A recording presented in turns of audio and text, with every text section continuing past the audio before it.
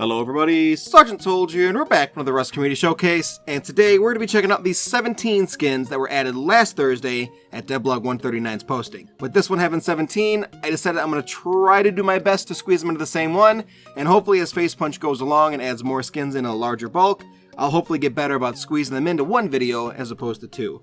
So right now we're going to start with the Army Surplus Rocket Launcher by XTab. Now this is a great rocket launcher. The detail on all of his skins are always incredible. The one thing that I like the most though is if you look at the picture where the numbers on the left hand side, there's those little yellow stripes on top of the numbers. Those actually glow in the dark. And if you look back by the player's right hand, his hand seems to be covering a little yellow strip. That glows in the dark too. I think that's awesome. I love when these skins glow in the dark, and having that on a rocket launcher now is really, really cool. So to XTab, awesome job. Next, we have the Native Gold Pump Shotgun by Milo Frito, and this is a pump shotgun that I think is really, really cool. It has somewhat of a default look to it. It isn't really overpainted. However, all the details that he added to give it the native look, I think, really blend in well with the skin. I really like how it's all pieced together. The symbolism and whatnot, all the different designs that he put into this weapon, the skin, it's not too overbearing, and I think a lot of people probably like that as well. The one thing I like most though, as I like with most skins, is this not perfect. There's a lot of paint damage on this weapon, and it really makes the skin feel realistic. So to Milo Frito, awesome job. Next, we have the Native Yellow Pump Shotgun by Milo Frito, and it's very similar to the last one. The design is pretty much identical. However, the paint scheme is really different. Whereas before, it was almost like a default gunmetal gray color, this is now completely yellow. However, if you look at it really closely, there's still all that damage there, which is really great for the realism of the skin because it looks like it's actually from the Rust world. However, the thing that I like the most about this one, besides for the realism, is the way the symbols and all the different details of this weapon's skin, they stand out against the yellow. And I think with the other one, they didn't stand out quite as well. At least with this one, I think it stands out a little bit better. Now granted, the whole entire weapon is yellow, and that might throw some people off, but if you're wearing the hazard suit that was recently added a couple updates ago, this actually might match with it pretty well, so it might be something to go ahead and look forward to. So, to Milo Frito, awesome job on this one as well. Next, we have That German Guy's Warhawk Rocket Launcher by Abra. Now, this is a really cool skin, because in the center of it, it's got TGG, That German Guy, and then his icon, and then it's got the teeth in the front. It's really, really cool. It's a very simple skin. It doesn't really take too much to do this skin. However, those little details kind of really make it stand out amongst all the default rocket launchers that you might be seeing up until this point.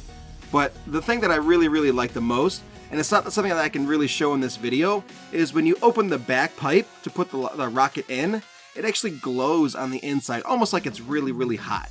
That is an awesome feature to a weapon, especially the rocket launcher, to have that glow in there, and I strongly encourage all of you guys to go under the link in the description of this video and check it out.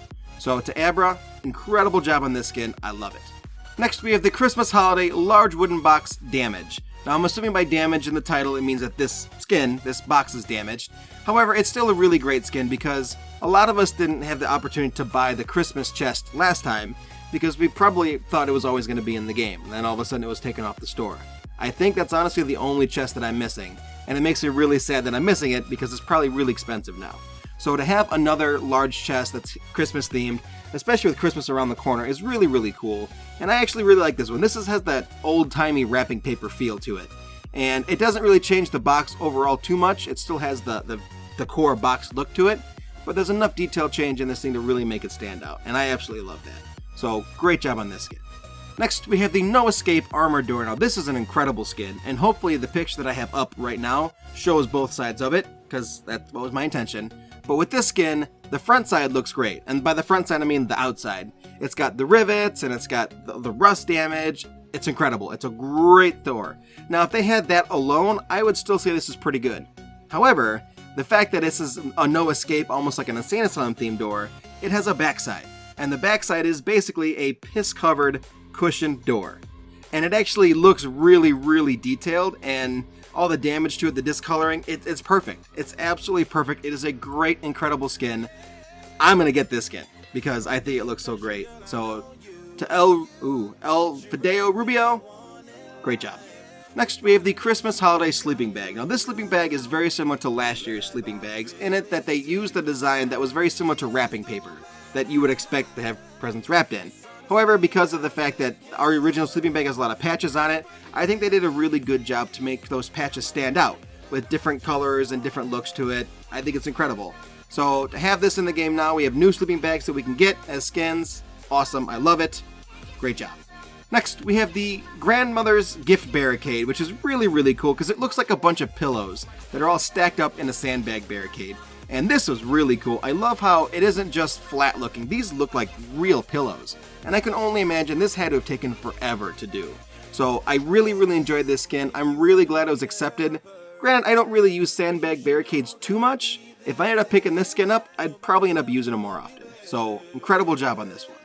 Next, we have the Christmas Elf Long t-shirt. Now this is a great skin. It's very simple. It's basically just a green t-shirt, except they've added the red on the collar and on the sleeves. And I think that really stands out to make it feel like an elf shirt. But then they added the belt on the waist there, and while the belt is a little high, in my opinion, on the character model, it's pretty high up there. It could be a little bit lower. I still think it's a great job, and it's definitely going to be one of those skins that people are going to be wearing a lot, especially around the holidays, which will be coming here in the next 2 weeks. So, great job on this skin. Next, we have the Frostbite Face Mask. Now, this is an incredible face mask. I absolutely love it. And granted, I don't wear blue too often. I try to stick with either red and black or white and black. This mask alone makes me want to start wearing a little bit of blue in my kit. Now, granted, from the picture you can see here, it does glow, but even during the day when it's not glowing, it still looks absolutely awesome. So this is going to probably be one of those skins I end up picking up. Hopefully it doesn't sell too well and gets taken off the store early. So, awesome job on this one. Next, we have Santa's Balaclava. Now, this is really cool. I like how they have it cut out, and as you can see in the picture here, it looks really well on the character model. Not only do they have the beard on the front and the red nose, which is a little weird, because Santa didn't have that red of a nose, if I recall. That was Rudolph. But they've got the hat on the back that kind of hangs down a little bit. Awesome. I think that's really neat. I think they did a really good job on cutting this out. Everything goes together pretty well. I really can't say much more about this skin. I love it. So, great job on it. Next, we have the Christmas Tree Wooden Door. Now, this wooden door, as you can see in the dark, it does glow. The rest of the door is pretty much just a regular default door. So this is basically just kind of painted on, almost like a sign. And I like these door skins because there's been a few of them that popped up, including, I think it was a Frosty one or a Snowman one that we did in a video 2 weeks ago? I think it was 2 weeks ago. But this one is really neat because it glows in the dark. It looks great even when it's not glowing. Awesome. I like it. Great job on it. Next, we have the Ice Tooth Stone Hatchet. Now, this is an awesome skin. I love this skin because it takes the stone hatchet that we're used to seeing and completely flips it around to something bright and vibrant and very Christmassy, by the way. And I think this is probably going to be one of those skins that gets used a lot because people use the stone hatchet, and the stone pick, of course, for a very long time before they're able to get the metal tools and then eventually the actual somewhat broken salvage tools that, even though they're not free to repair anymore, they still use and have a huge amount of durability. But with this skin, I think this is an incredible skin. Of course, as always, M Demon does a great job on all of his skins. I'm really not surprised it got added. So, congratulations, man. Good job on it. Next, we have the On Target Reactive Target skin. It's a bit of a mouthful, I know, but it's really neat. This is something that I would actually use in a lot of my videos, because when something happens with a gun, they add a gun, they change a gun or something, and I end up having to use the reactive target to where I'm shooting or I'm trying to do something like that, it can be sometimes really hard to say, okay, yeah, I hit this position here, I could go a little bit more to the left, to the right, because the original one is somewhat painted, but it's not perfect. Having this target on here makes it very easy to say if I shot really well, if I shot really bad. You can have a shooting competition with this thing between you and your friends at a certain distance, and you can both shoot one shot at this thing. You can go up and look at the score. Okay, you got a 3, I got a 10. Shoot again, look at the score. Like, it's very easy to actually RP with this thing, and I really like that about the skin. But the thing I like most is probably the fact that it's not, of course, in pristine condition. It's discolored. It looks like it might even have a little bit of mold on it or something. And then the tire in the back that's holding it down is really dirty looking, but it still looks great. So to El Fideo, oh, I can never say his name right. El Fideo Rubio, great job. Next, we have the Fisherman's Boonie Hat, which is basically a forest camo boonie hat with a couple hooks on it and a little fish pin in the front. It's very simple. There isn't a whole lot to this skin, but I still like the fact that it's got the hooks and it kind of brings the whole fisherman theme into it. Now, honestly, I really wish Rust added a little bit more in terms of fishing to the game, fishing poles, and more than just the fish traps and stuff like that. However, I feel like that's eventually something that's going to get put in. So having a fishing themed hat right off from the beginning, for those of you that like to RP, it could be something you could do. So to this skin creator, Zufik, I'm sorry if I mispronounced that, Zufik, great job. Next, we have the DOA Trunk by X-Tab, which is a large wooden box skin, and it almost looks like one of those Coach luggage boxes that you've seen, way back in the day.